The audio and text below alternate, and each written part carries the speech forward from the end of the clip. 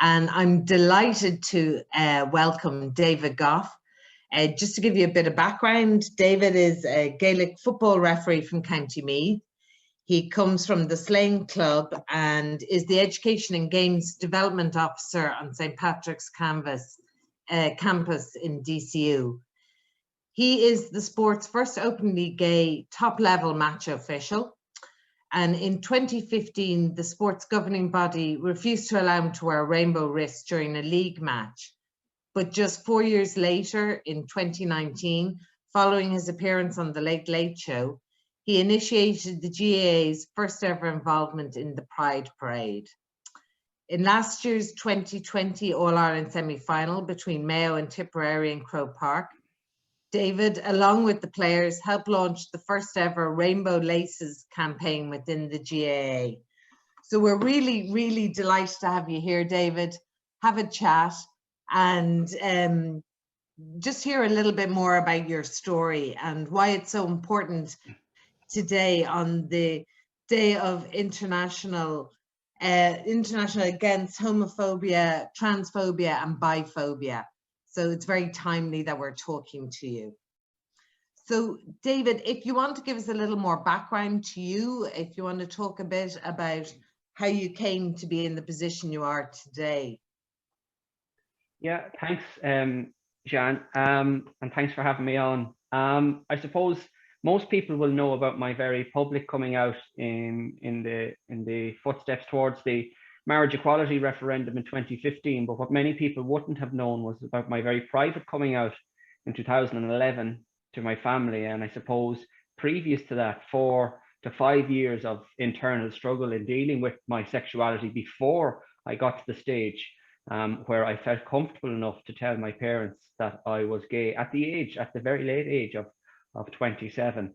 And growing up in a small rural Irish traditional village with a traditional family, it was a very difficult time in my life coming to terms with my sexuality. I remember being in college, actually in St. Pat's in Drumcondra at a lecture on the ethos of Gaelic games in a course that I now deliver in St. Pat's College.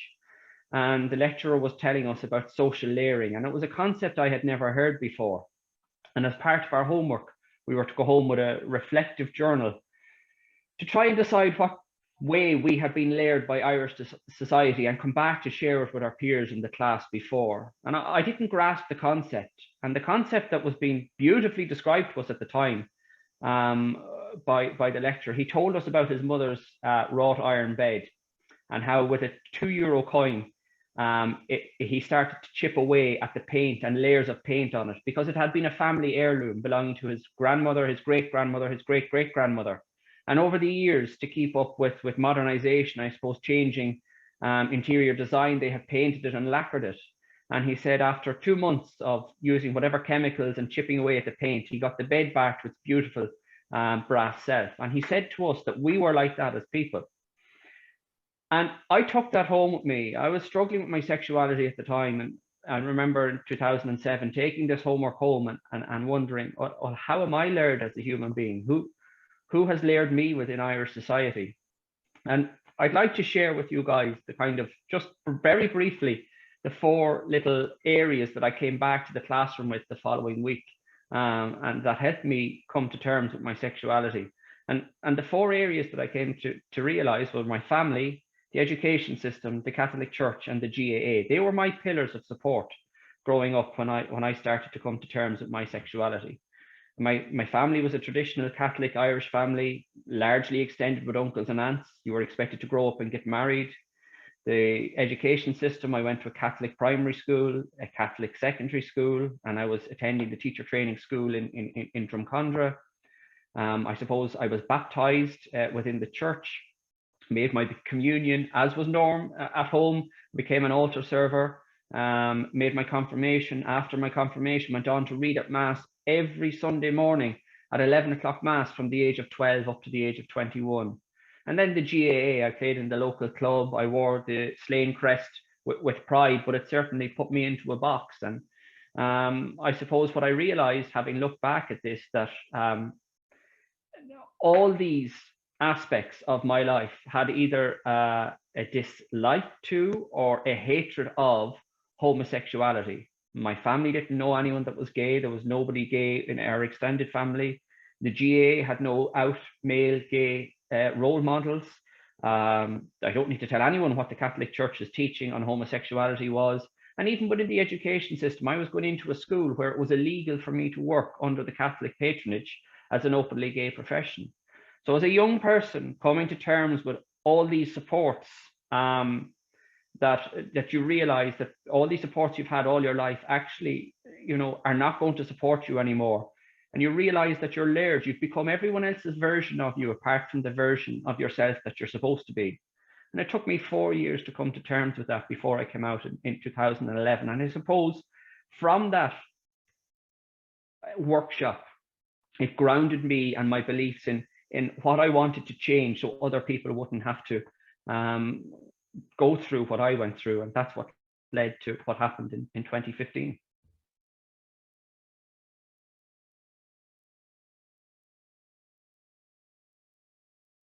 Jeanne? There we are. Technical difficulties. Sorry, David. Yeah, so what happened when you did eventually come out? Did those 4 pillars support you, or did some of them support you, or what happened to you? I would say that when I came out in 2011, I suppose my school where I was working, I told some colleagues on the staff it wasn't an issue, but I certainly didn't tell the board of management until 2015 when I was going to wear the rainbow wristband. There was huge support within the school community, the parents, the board of management. So there was no issue there. The Catholic Church was a funny one because I never thought I'd get any sort of support from them. And just post trying to wear the wristband and the fallout in the media, it was coming up to Easter 2015, and my brother had a baby girl, and there hadn't been a baby girl born in the parish, or a child, for a number of years that was suitable to be baptized at Easter Saturday Mass, which is different to a normal baptism, which usually happens after Sunday Mass, in that it happens, during Mass on Easter Saturday night because they're blessing the new holy water and chrism. And the priest brought us up onto the altar, and I was, after being in the media for trying to wear the wristband, and I suppose a lot of people were talking and gossiping in the village, and my grandmother wasn't overly happy that it had become public knowledge. And the priest had his microphone on, and as I was walking up, he said, "I see you're causing a bit of trouble lately." And I laughed. I was absolutely mortified. The church was packed, and he said, "I wouldn't worry about it, you'll be all right." And that was over the congregation. There was probably 200 to 300 people in the church that night, and that was a nice little bit of support to get from the parish priest. And I think it kind of relaxed maybe a little bit of tension there was around the time, certainly with some family members that would be quite Catholic. The family, I suppose, it took time for them to come to terms with my sexuality. I had taken 4 years to go on my journey, and to build up the courage to tell them something very private about myself that they probably didn't know about before. My mom thought I was after getting my girlfriend pregnant. That's what I was going to tell her when I called them into the kitchen. My brother, kind of the typical kind of Irish GA lad, asked, "Are you sure you're just not interested in girls? You don't want to be a bachelor, for the rest of your life?" And Dad was quiet, but it didn't take them 4 years. It only took them a couple of months to come to terms with it, and they were fine because they could see how happy I was and how much more at ease I was in myself, and that life was moving on for me. There was no support within the GA. There was no support, certainly from the higher echelons within the association. I would say that my club were very supportive of me because my friends there, even though I didn't give them the opportunity very early on to support me, they gave me huge support when they found out. It was no issue to them. They had known me since I was 7, 8 years of age. We'd all gone to primary school together, so it didn't make any impact on them. They just really were just happy that I was happy. It was the GA that I found was the one that was wanting in its support. So you talk about a lot of allies you had at that time, which is so important. It's so important for anyone in that situation, coming out and worrying about what people will say and will think. What brought you to bringing around the GAA as you did in such a seismic fashion? What were the levers? What happened for them to change their stance? Well, it's funny we're talking about this now. I don't know if anyone saw Reeling in the Years last night, but it happened to be the 2015 edition, which was the run up to the marriage equality referendum and the voting in May. But I was watching a clip of Leo coming out on the Miriam O'Callaghan show, and I can remember that. I can remember driving to football in Kildare on that Sunday morning and listening to the radio. And I remember Leo coming out, and I thought, if this guy is going to be a future leader of our country and he can do this, surely it's a safe enough environment for me to do it within the GAA. And I had my mind made up then that I was going to do something, but I didn't know what. And the opportunity just fell by chance with a live televised game, very high profile with Dublin and Tyrone in March 2015. And I rang the GAA, said, look, I'm going to wear a rainbow wristband. I am gay, and I want to call for a yes vote among our members in the association. And it was something I really wanted to do. I can remember the fear in ringing them, because I had rang 3 people high up in the association before I made that phone call to headquarters. And all 3 of them said, don't do it. This is going to ruin your career. You'll never make it as a referee. The GAA won't tolerate this. They won't want this sort of limelight shone upon them. It's a mistake. So our advice would be not to do it. I was playing tennis at the time with a lot of the out of tennis guys in Dublin, and I had a lot of gay friends who said, oh my God, do this. This needs to happen. The GAA needs to move on, and that the GAA kind of permeates every level of Irish society, irrespective of class or location, and that this small little wristband could bring to the tables of so many houses around the country I suppose the chat around the marriage equality referendum that wasn't being had as much outside of Dublin. And I decided to do it. I remember talking to the Sunday Independent editor of the sports section. He's from my club at home in Slane. John Green is his name. And he said, I don't think this is a good idea, David. We're not sure about this. Do you want to just take a day or two to think about it and get back to me? And I said, John, I'm not asking for your permission. I'm asking, do you want the story or not? And he jumped on it. And we did the story early in the week when everything was okay. And the GAA had said, go ahead, wear the wristband. But by the time my manager had passed it up to his manager, and it went to the Arch Juror and then the president of the GAA, it was Saturday morning, and they rang and they said, well, you can wear the wristband in the dressing room, but not out onto the pitch. And I said, not a chance. I've nothing to hide here.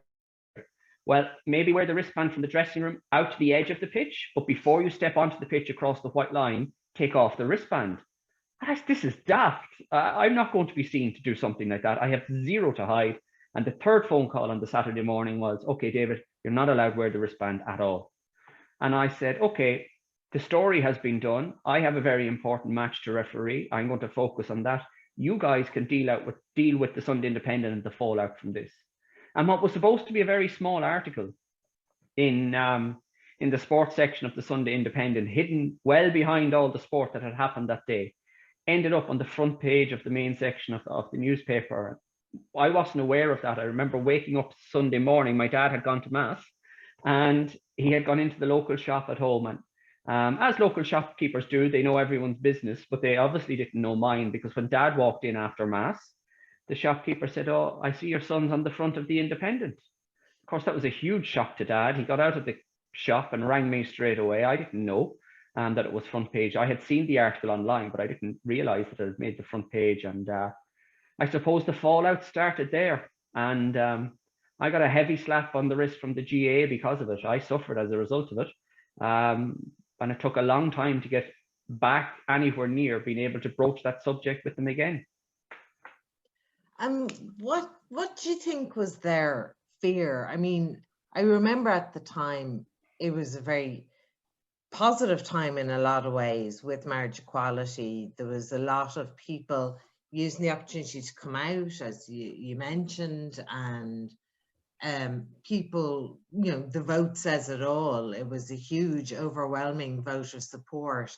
Why do you think someone like an organization like the GAA were so reticent when it was so obvious so many people were in favor of this?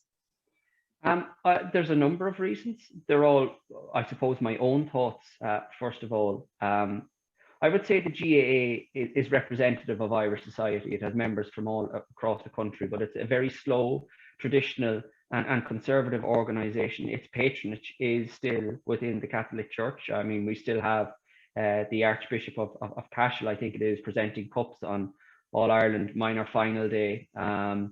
There will be a huge Catholic ethos within the association, certainly at management level and at committee level in Croke Park.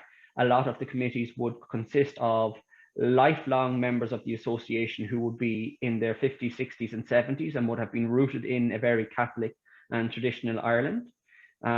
They did say that they are an apolitical association, which was nonsense, because the GAA throughout its whole life has had its founding even rooted in the freedom struggles from the early 1900s.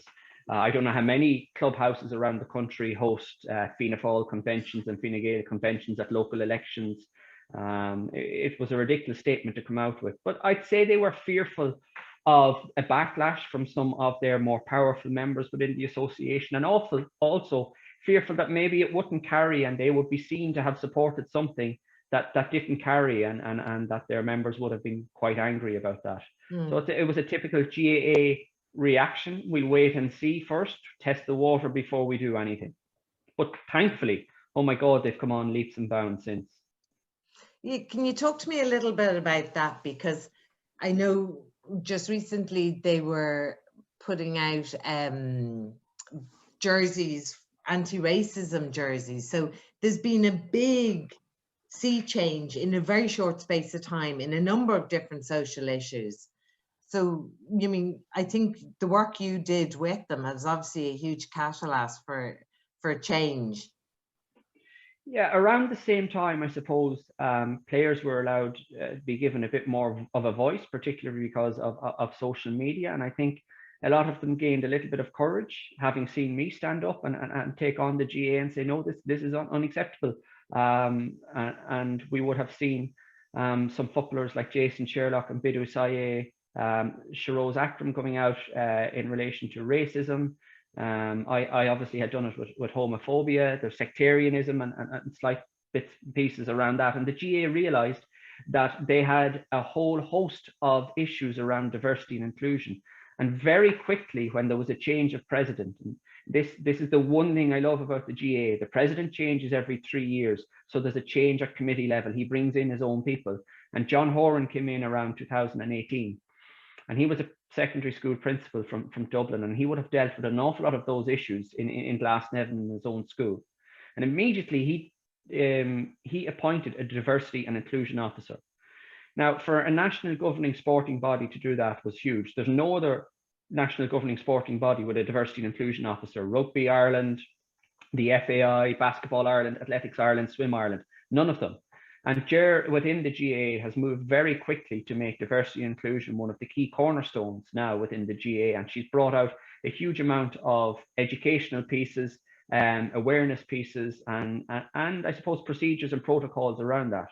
At the same time, the Children's Office in Croke Park started to work with TENI and Belong To in relation to a document looking at transgender athletes and allowing them to decide what sport they wish to play, be it ladies football, camogie, men's football or hurling. And the GAA just moved en masse at the one time. And we're looking at 2015 when they wouldn't accept the wearing of a rainbow wristband. And 3 years later, they're producing policy documents that the IRFU and the FAI were waiting on in relation to transgender athletes within the association. So it was like they did this bulk of work to catch up in the last number of years, and it's all very positive. They still have a long way to go. They're not there yet, but they're much further down the line than they were in 2015. And just on 2015, just sort of a different side of things, when marriage equality went through, do you remember where you were on the day when the vote came through and what it felt like? I do. I had been invited into News Talk. The guys there in News Talk have a sports show, or had a sports show, and they invited me in to speak about the result, because obviously from early morning we knew that the vote was going to carry.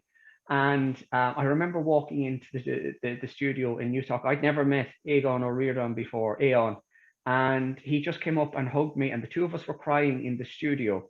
And we went in and we did our talk with News Talk, and we had a great laugh. I remember on the screen behind me, Nigel Owens was refereeing a rugby match, and it was just a very poignant moment for me, because he's been one of my I suppose heroes, looking up to him and what he has achieved in his sport. And that's where I was at that specific time. And then I left Marconi House, I think it is, and went down and made my way towards Capel Street, and I was there for the announcement when it was announced in Dublin Castle. And I can just remember the party-like atmosphere, the beeping of horns, so many people out on the streets. It didn't matter whether they were gay or straight. It was like the country had just, you know, let go a sigh of relief that this had happened. And there was such exuberance, and it was a fantastic afternoon to be in Dublin City. And just on foot of that then, what would you say, what advice, personal advice would you give to people, especially young people who are looking to come out now? I'm always shy to give advice, because what I've learned is that my story is very personal to me. I went on my own personal journey. It took me a certain amount of time, and I suppose the characters that I interact with within that journey, and my own family, they're different for everyone else. So the first thing I'd say is just to take your time, and to gather your thoughts, no matter how long that takes, but to reach out to the professional organizations and the free advice lines and helplines that are there, you know, anonymous, whatever you need, because I didn't, and I struggled for a long time coming to terms with it myself. And I never reached out to those people who were trained professionally, who could have offered me the advice. And not everyone has a person they can trust to share that information with. I knew I was going to be all right telling my parents. I was 27 years of age. They knew who I was. And they had always brought me up. Luckily, I was so lucky. My parents had always brought me up, never to think that any problem was unsurmountable, that there didn't need to be a permanent solution to this temporary problem. So suicide never entered my mind. So I would say to young people to reach out, to find those services, whichever one they relate to, with their own specific needs, and to get the help, because it is there, and it is freely and readily available to them. And what was the best advice you were personally given? The best advice I was given, I don't think there was any best advice I was given. I remember at the time, the day that I decided to come out, and I was reading a blessing actually in a classroom. I sound so religious. Religious, my God. My aunt had asked me to read at her humanist wedding, and she had asked me to read a reading, and I was to choose the words of a song, an Irish poem, lyrics from something, anything, but it didn't have to be religious. And there's an Irish philosopher that I like, and his name is John O'Donoghue, and I was reading one of his, For the Time of a Necessary Decision, it's called. And I just remember the last verse of that, and that was probably the best advice that I had, you know, realizing that I was existing and not living, and that, you know, may you have the courage to take the step into the unknown, trust that a richer life waits you there. And that's what it was for me. I had come to the edge of my cliff, and it was time to jump, and just trust that my life was going to be so much better as a result of sharing this with people. And it was. My life has been 100% positively enhanced because of my decision to come out, and I'll never regret that fact. Do you think if you weren't in sport and you weren't high profile, it would have all been a very different situation or process? I mean, it was kind of, there was a spark point for you in a very public way, but do you think if that situation hadn't happened, it would have been very different? Yes, I think if I wasn't as high profile as I was, and if I wasn't involved in elite sport within the country, I probably would have come out years beforehand, a long time beforehand. You know, it wasn't so much an issue with I am gay. You know, that realization came much earlier in my life. It was the struggle to find the words and the right time to tell people, because of the profile I had within the association. And that was what had held me back. And when I did make that stance in 2015, it was also because I never wanted anyone to have to go through what I went through within the association again. I grew up loving a sport from the age of 7, where there were no out male gay athletes in my sport. And I look around world sport now, and if there were people on this call, would be lucky if I had asked you a question to name 5 out gay male athletes in world sport. They would struggle. And that's a sad indictment of where we are within male sports, because the other sport I love is tennis. And I grew up watching Martina Navratilova, Billie Jean King, Amelie Mauresmo, Renee Stubbs. You know, there are so many out female lesbian athletes within Irish sport, within Irish rugby, camogie, ladies football, the hockey team, and we just don't have them in male sports. So it definitely was a huge factor in the reason for me not coming out for so long. And do you think there's a reason why that is, that sort of institutional homophobia, for want of a better description, or, you know, non-acceptance?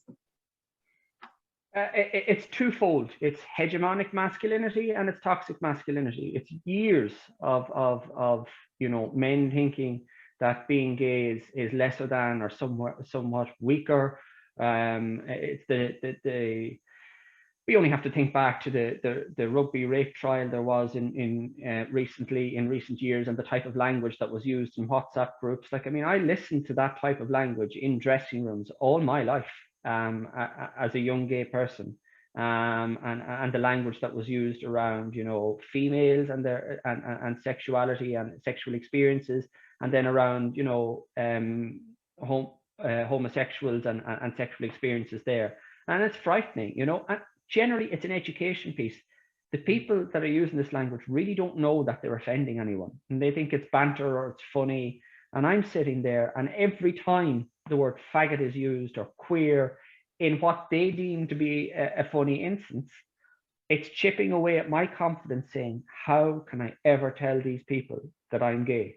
You know, I'm going to have to leave this environment, this sport, to come out, which I did have to stop playing for a number of months, because I was afraid of, not afraid, but I was worried. I was worried as to what they were going to think.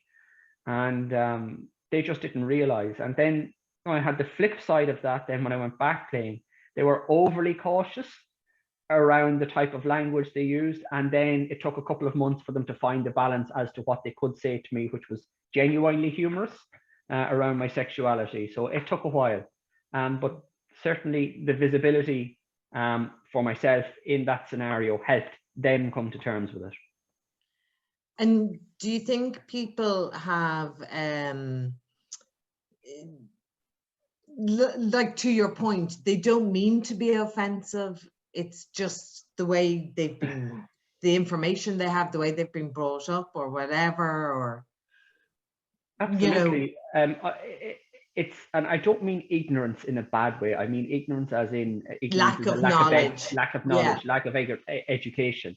And that's all it was. And, you know, when I would say to them, Jesus, you know, lads, that's a little bit offensive, or that cuts a bit close to the bone, or come on now, you know, they you know, I never got overly angry with them. And it just took them a while to find the balance of what I felt was acceptable and what wasn't, because sometimes some of what they said was hilarious, and that was okay.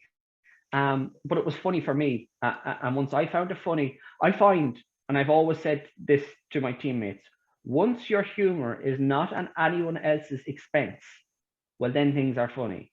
If someone is hurt because of your humor, it's at their expense, well, then there's a difficulty with that, and you need to learn how to pare that back. Yeah. But it is an education piece, and they just need to learn it.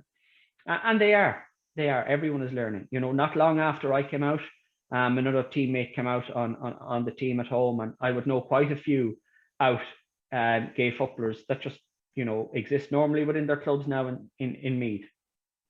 Which is great. You started a tsunami.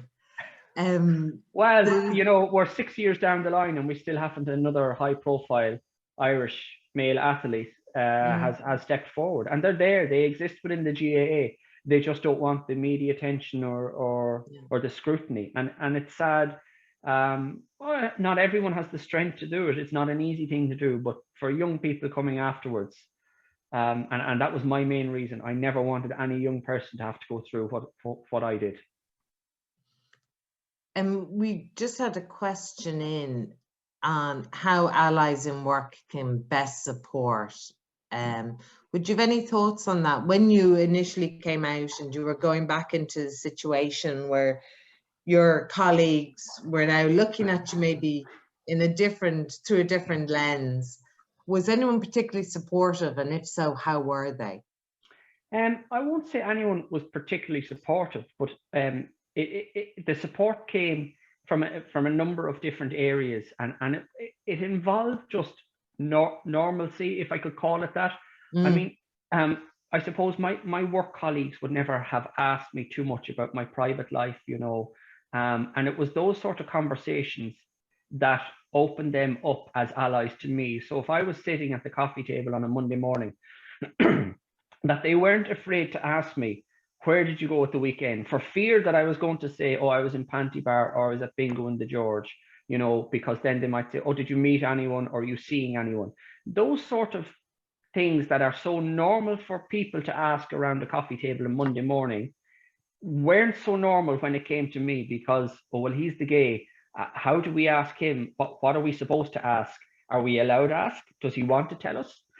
And that was one thing I found, and that really helped me, that people started, you know, just to be not afraid to ask me about, you know, my lifestyle or how things were for me. If I was going on holidays or where I was going, not that I was particularly going to gay places, but just normal things like that they didn't pull back. A couple of other things was visibility or support around issues within school. When the campaign came out for the One Family, One Love, I can't remember the title on it, but in the INTO, excuse me, where there was 14 different types of family, and I wanted to teach that within the school. I was teaching 6th class at the time, and the principal was saying, oh, we're not having your type of agenda in here. And people sat up and said, hang on, this is not his agenda, you know, this is reality.